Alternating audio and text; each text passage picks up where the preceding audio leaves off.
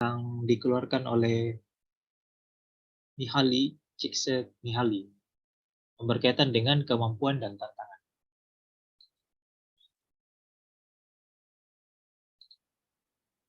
Mas Alwi bisa ditampilkan slide terakhirnya? Nah, ini.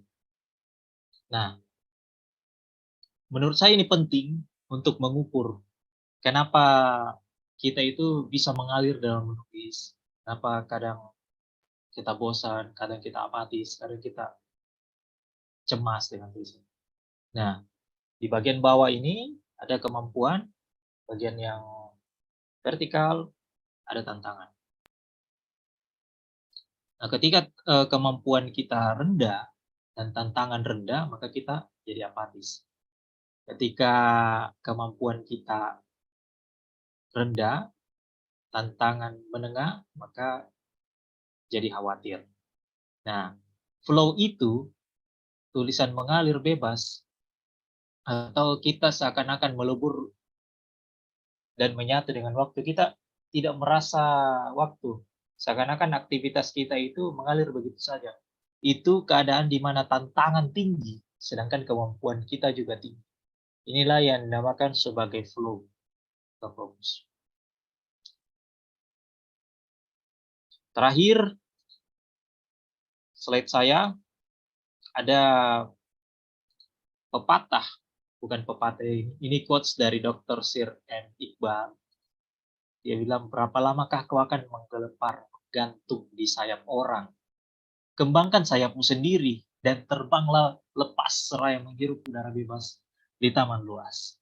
Selamat menulis, dan selamat menemukan ide dan jadilah diri sendiri. Terima kasih. Kita lanjut ke sesi tanya jawab.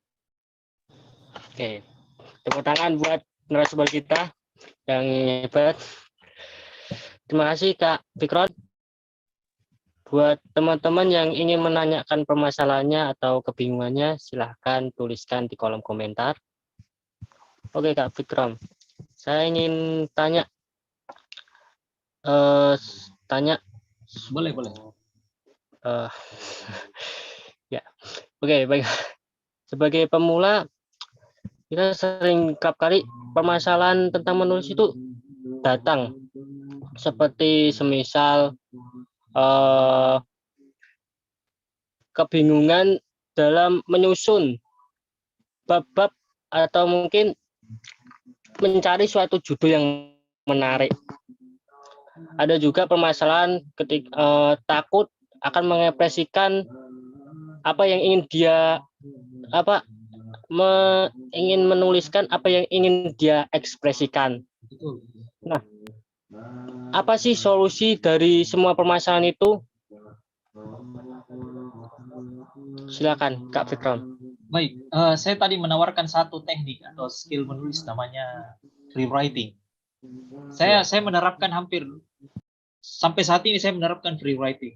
Setiap hari diusahakan menulis satu halaman, apapun di notes HP, saya menulis itu.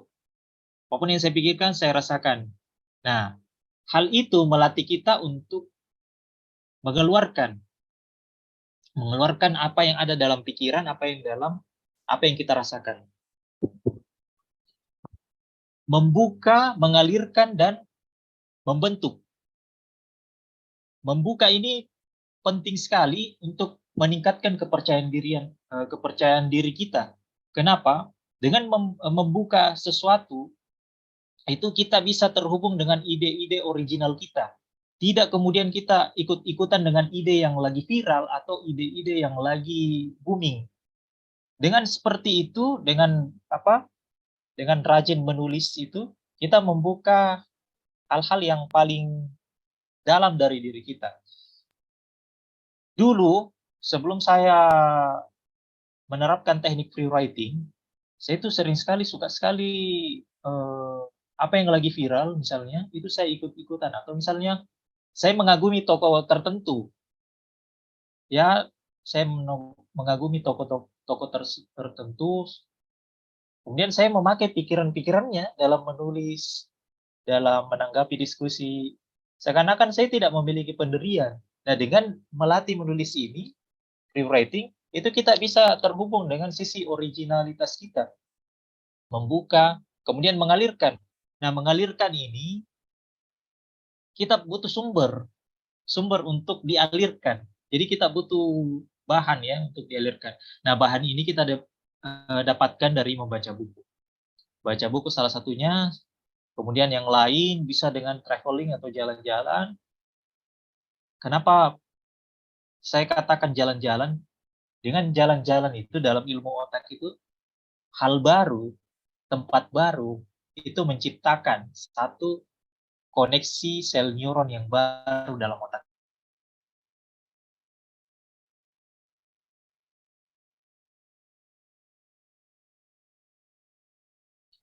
Itu penting sekali.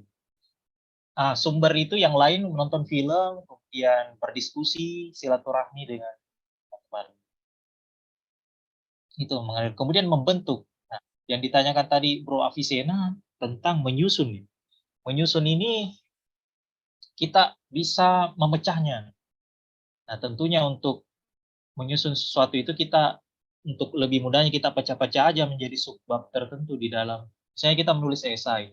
Esai itu di pendahuluannya kita bikin apa ya namanya? Kalau di pendahuluan itu biasa kita susupkan latar belakang yang ingin kita bahas, kemudian kita pecah-pecah menjadi subbagian yang terhubung atau menjelaskan tema yang ingin kita bahas. Kemudian yang terakhir, kita bisa menyisipkan saran tindak dari judul yang ingin kita tuliskan tersebut. Bagi saya pribadi, setiap tulisan saya itu harus ada saran tindaknya. Apa yang kemudian jadi keresahan saya, kemudian apa solusi dari keresahan saya tersebut. Apa yang harus saya lakukan. Begitu mungkin. Karena ini sifatnya seri, teman-teman juga bisa menambahkan jawaban yang lain.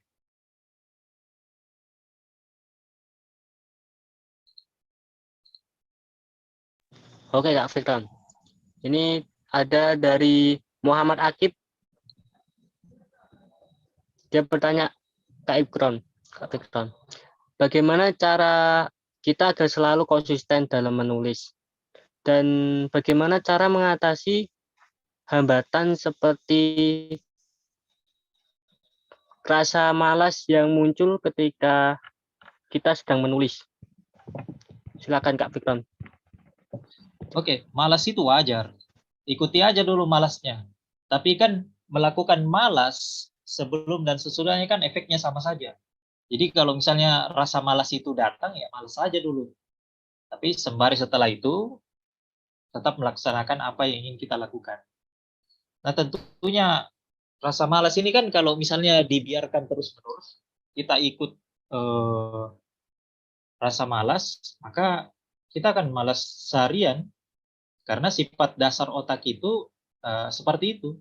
Ketika misalnya tidak ada aktivitas, maka dia pasti akan malas-malasan. Jadi memang secara di awal kita harus memang secara keras harus menerapkan. Kalau misalnya kita ingin menjadi penulis, ya kita usahakan untuk menulis konsisten sehari itu 1 lembar. Raditya Dika itu seperti itu. Dia menulis 1 halaman, diusahakan 1 halaman dalam 1 hari. Ide apapun yang dia dapatkan, misalnya dari hasil bacaan, hasil interaksi dengan teman, itu dicatat. Kalau bukan di note HP, dia bisa catat di buku.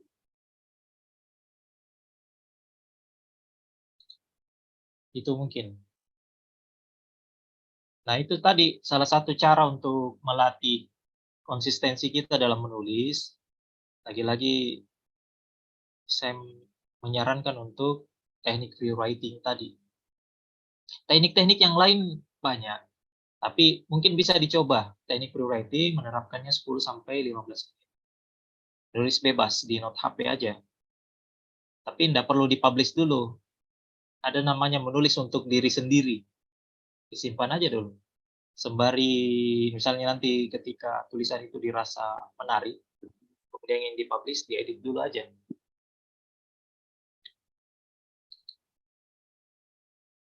Gitu, Bro.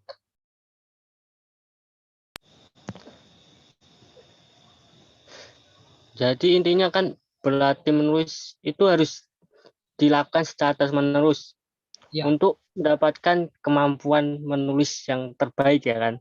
Nah, iya, pertanyaan nih Kak, ketika kita udah menyelesaikan masalah itu tentang konsisten dalam menulis, terkadang muncul masalah baru lagi seperti gimana cara kita itu membuat orang-orang itu tertarik terhadap dengan tulisan kita. Nah, oke. bagaimana itu Kak? Nah, tadi kan di slide mungkin tidak ditampilkan mengenai pembentukan habits menurut Stephen R. Covey, bahwa habits itu kombinasi dari hasrat ditambah dengan pengetahuan ditambah dengan skill. Jadi kalau hanya mengandalkan hasrat atau motivasi kita itu kan sementara ya. Ada keinginan baru, hasrat pun akan berubah. Nah, kemudian ini perlu ditopang dengan pengetahuan. Pengetahuan apa? Pengetahuan untuk cara mengemas apa? Pokoknya pengetahuan tentang menulis. Kalau misalnya habits yang kita ingin tingkatkan adalah menulis. Kemudian skillnya dilatih setiap hari. Kayak public speaking, kita ingin menjadi keren atau tampil di depan umum menarik, sementara skillnya tidak dilatih. Padahal waktu setiap hari itu kan ada 24 jam untuk melatih hal tersebut. Seperti menulis juga. Nah, menulis itu untuk membentuk habit menulis, nah kombinasi dari hasrat, pengetahuan, dan skill ini harus padu. Nah, begitu, Bro Avicenna. Jadi habits ini dibentuk dari kombinasi itu. Kombinasi hasrat, pengetahuan, dan skill yang ingin kita latih. Tentu saja skill yang dilatih itu harus setiap hari ya. Kenapa tiap hari ya? Karena kita ingin apa ya, makin kuat lah. Kayak olahraga, seorang atlet itu kan dia hampir tiap hari latihan untuk mencapai posisi atau 10.000 jamnya. Agar mendapat hasil yang baik ya kan Pak? Ya kan Kak? Ya, Nah, ini mungkin ada pertanyaan dari Kak Euspeti. Silakan Kak. Itu.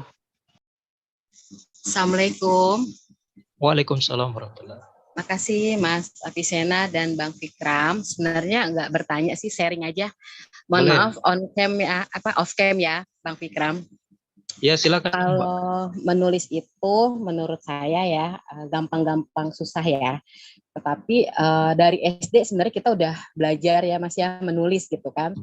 Terkhusus pelajaran bahasa Indonesia itu seru banget tuh Bang. Paling demen tuh saya dulu waktu zaman SD itu mengarang itu kan juga bagian dari menulis menurut saya sih seperti itu ya Bang Fikram. Nah saya tuh paling banyak dulu setelah SMP itu pengalaman pribadi gitu ya dalam buku gitu ya, buku diary itu banyak. Suatu hari tuh pernah tuh Mas saya berteman nih dengan teman saya, kebetulan bapaknya asisten sutradara gitu kan. Terus kita sering main sama anaknya ngobrol-ngobrol, dijadiin dialog tuh Mas Fikram tulisan saya, cuman memang tidak full gitu. Untuk kalau nggak salah pada saat itu film dokumenter. Nah sebenarnya kalau diasah gitu ya mungkin akan terlatih nih Mas ya sayanya gitu ya.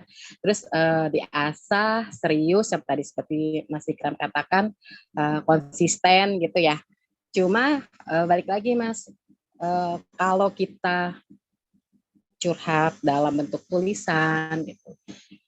Tapi kita kadang kan pengen sesuatu yang kita kerjakan itu membuahkan hasil atau ada prospeknya gitu ya Mas ya, seperti profesi gitu kan. Apakah di zaman sekarang profesi penulis itu cemerlang atau gimana Mas? Sementara novel-novel di tahun 90-an 2000-an itu kita masih koleksi gitu ya. Tapi kan sekarang sudah ada yang berbentuk PDF segala macam sehingga menurut saya sih kurang minat bacanya gitu loh. Lebih enak sih sebenarnya kita punya fisik bukunya gitu, sehingga kita bisa belajar gitu. Tapi kalau dalam segi profesi, balik lagi saya tanyakan apakah itu menghasilkan atau menjanjikan gitu, Bang Fikra. Terima kasih. Assalamualaikum. Waalaikumsalam warahmatullahi wabarakatuh. Baik, terima kasih atas sharingnya Ibu Mbak Ais. Makasih banyak. Tentunya ini melihat juga ya ke beberapa bulan yang lalu penerbit buku itu pada tutup juga. Tapi gini, saya memandangnya secara positif aja, secara penuh dengan harapan yang besar. Memang harus kita akui bahwa kekuatan membaca kita dengan hadirnya gadget atau HP ini menjadi berkurang. Itu menjadi sebuah keniscayaan. Bisa jadi ke depan ini buku yang kita hasilkan secara fisik tidak habis dibaca. Mungkin habis dibaca bagi penulisnya aja, tapi bagi pembaca secara umum yang umum ini menjadi tidak habis. Tapi saya optimis pada ide atau pada tulisan-tulisan online. Nah, saya fokus di ide tersebut. Di ide tersebut. Nah, tulisan-tulisan online itu yang bersifat reflektif itu bisa menjadi solusi terhadap peningkatan karir atau misalnya dalam pembuatan konten. Saya mengikuti 1% di YouTube beberapa tulisannya juga yang sangat bagus.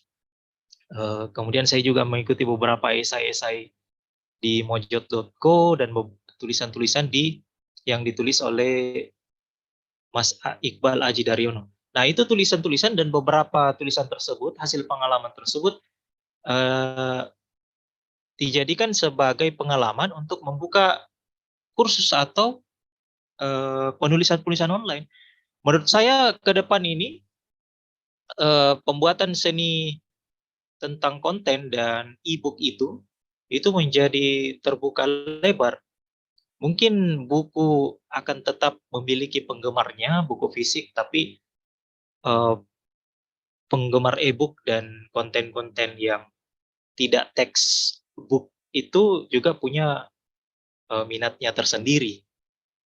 Tapi lagi-lagi ide tersebut, membangun ide, membangun gagasan melalui sebuah tulisan, saya fokus di situ, itu sangat penting. Apapun nanti hasilnya, mau membuat buku atau membuat sebuah tulisan online atau membuat sebuah konten, itu membangun ide secara original itu masih menjadi penting dan akan tetap relevan dengan zaman. Itu mungkin menurut saya.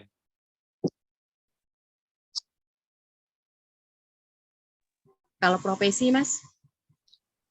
Secara profesi Menjanjikan kah? mungkin kalau kita fokus pada textbook itu beberapa tahun ke depan masih menjanjikan. Bisa dijadikan sebagai apa ya namanya? Misalnya saya ya, misalnya saya beberapa orang ya jadi pembicara itu bisa dijadikan sebagai dasarnya dia bahwa dia punya karya, dia menjadi layak berbicara seperti itu. Pendukung terhadap karir lebih tepatnya mungkin. Mungkin begitu Mbak. Iya, Yang lain Mas. boleh. Kasih. Iya, terima kasih.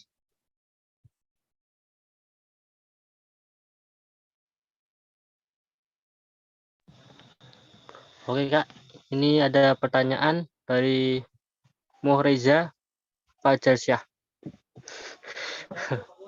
Bagaimana jika kisah hidup saya dibagikan dalam sebuah website atau blog atau media sosial? Nah, itu jawabannya. Bisa dijawab Kak Fikron. Bagaimana kisah hidup saya bagikan di blog.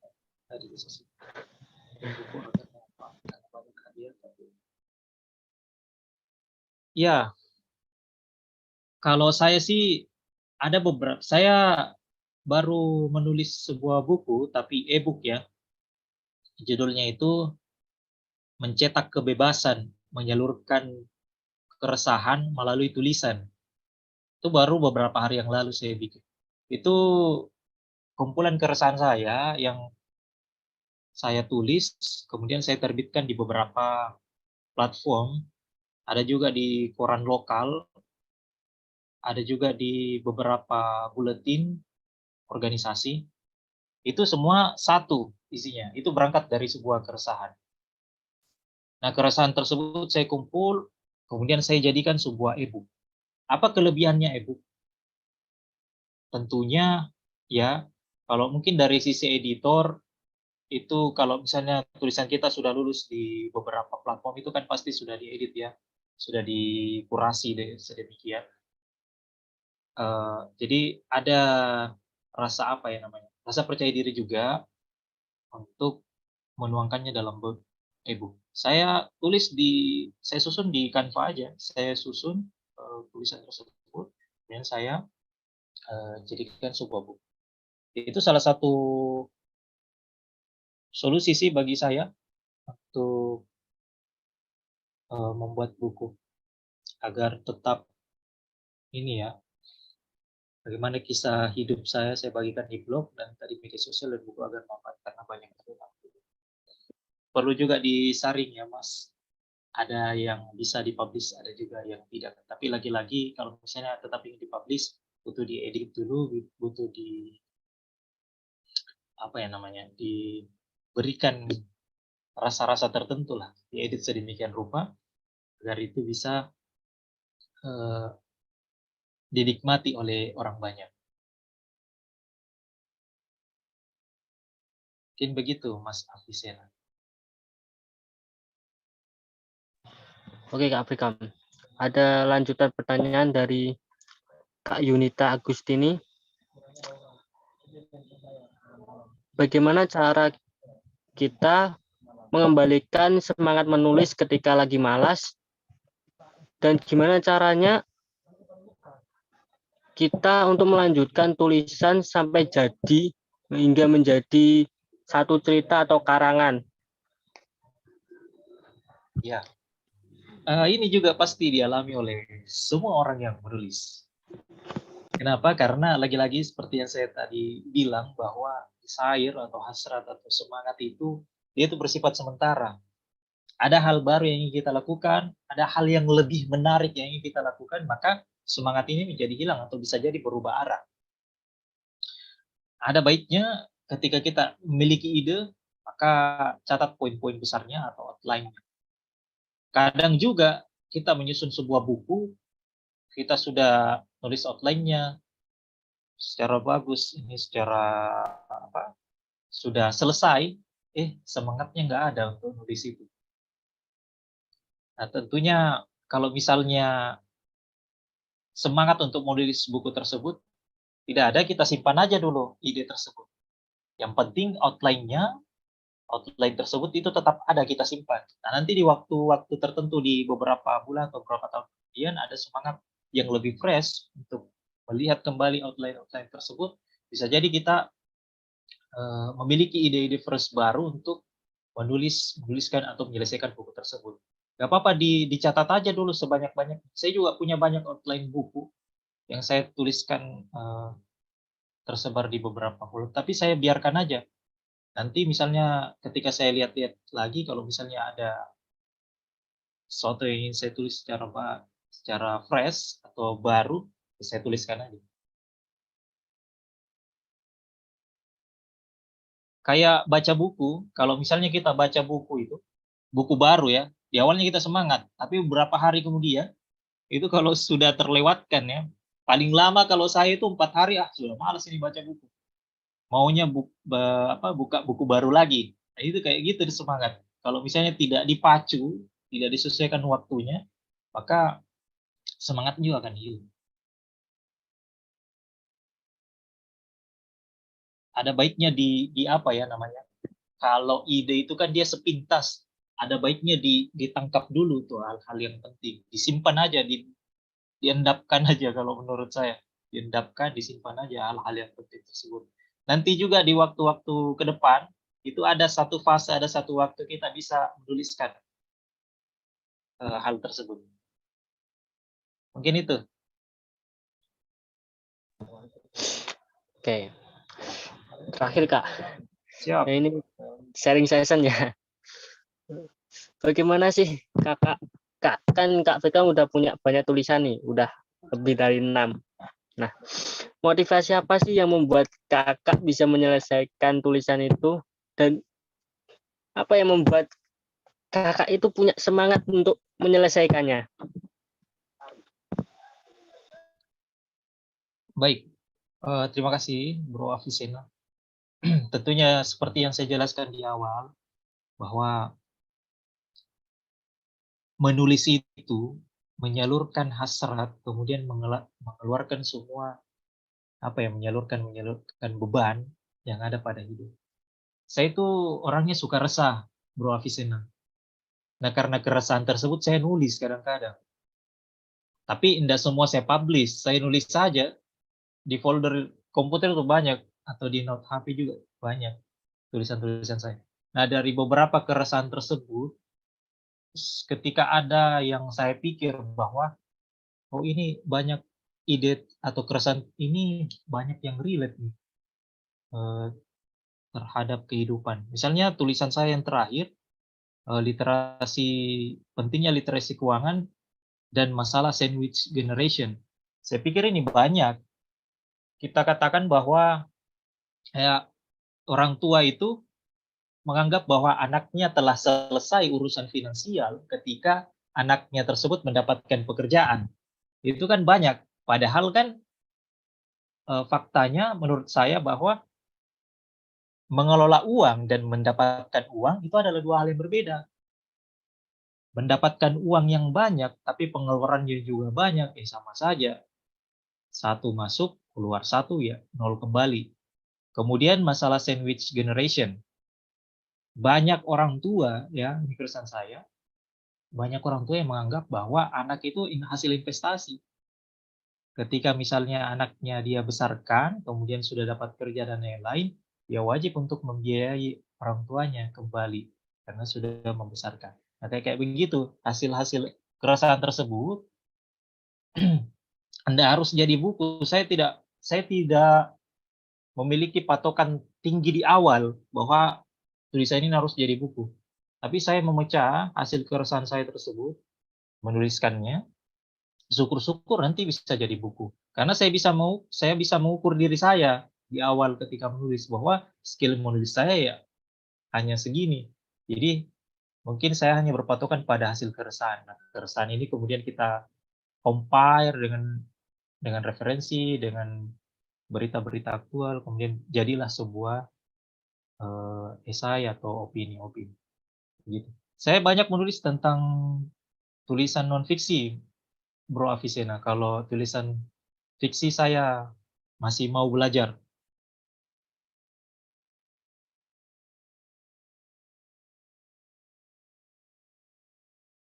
Iya, kadang juga kita itu berpikir, nggak ada ide ini untuk menulis. Padahal ketika tidak ada ide yang dituliskan itu, ternyata jadi sebuah tulisan yang utuh. Padahal tadi bilang nggak ada ide.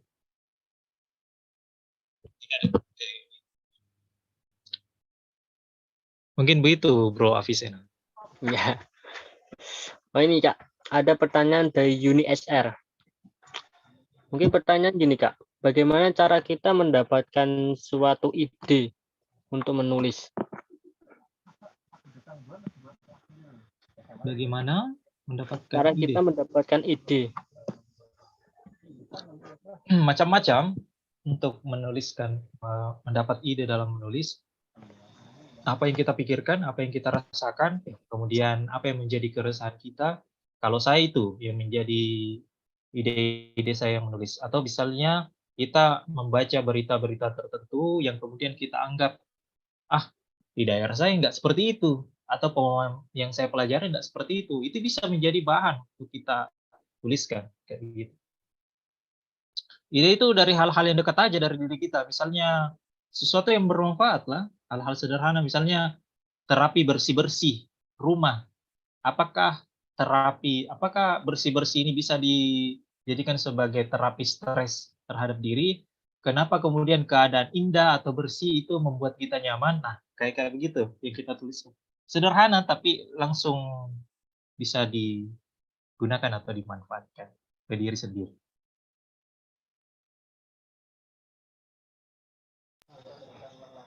Apakah ada yang bertanya lagi? Boleh ya? Oh ini. Iya, nggak ada mood menulis. Dan dipaksa untuk menulis itu sebenarnya sudah bisa jadi cerita kalau dikembangkan. Betul. Nggak ada mood menulisnya. Betul kan, Mas? Betul, saya juga punya satu esai tentang itu. Judulnya apa? Nggak ada ide, ya nulis saja. Akhirnya jadi 2 halaman.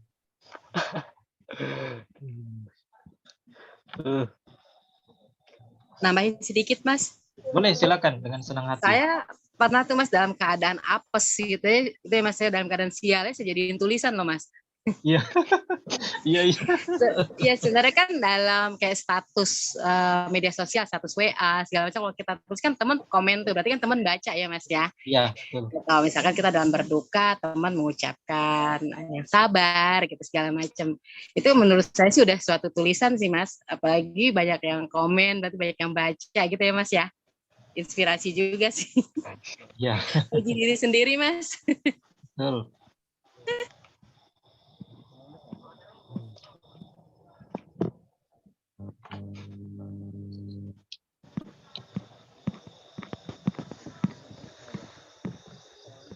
Oke, karena tidak ada yang ingin bertanya lagi, mungkin kita cukupkan pertemuan ini. Kak Fikram, bagaimana? Baik, Oke. siap.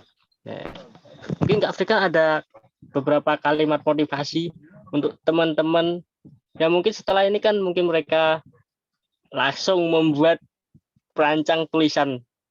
Nah, mungkin motivasinya dari Kak Fikron. Kita lihat slide terakhir aja ya, yang tadi.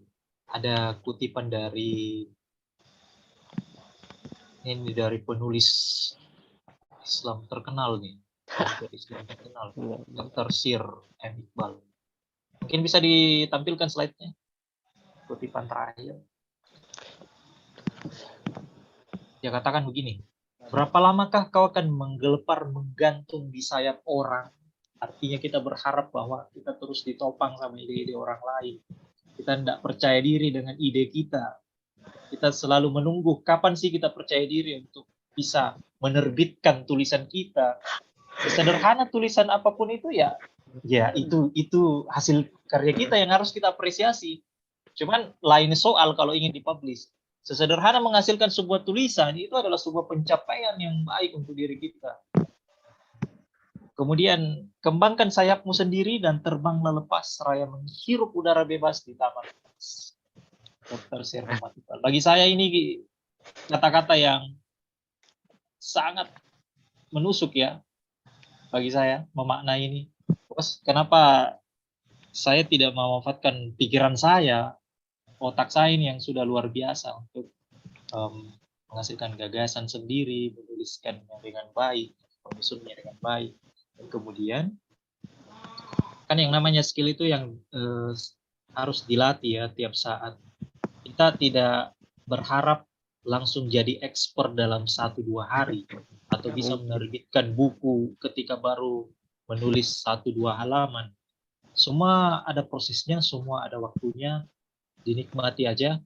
Dalam tadi seperti saya katakan juga bahwa semangat itu naik turun, maka kita harus topang dengan pengetahuan, dengan membaca buku, memperbanyak relasi, banyak silaturahim, perluas pengalaman, kemudian kita latih tiap hari skill menulis kita dengan menulis di notes HP ketika mendapatkan ide atau menulis di komputer atau di media apapun, termasuk di buku-buku. Mungkin itu saja Bro Avicenna. Terima kasih atas waktu yang diberikan, kesempatan yang diberikan untuk sharing malam hari ini. Terima kasih. Assalamualaikum warahmatullahi wabarakatuh. Terima kasih Kak Fikron atas ilmu bermanfaatnya. Oke, sebagai penutup, saya ingin mengutip perkataan dari Pramoedya Ananta Tur.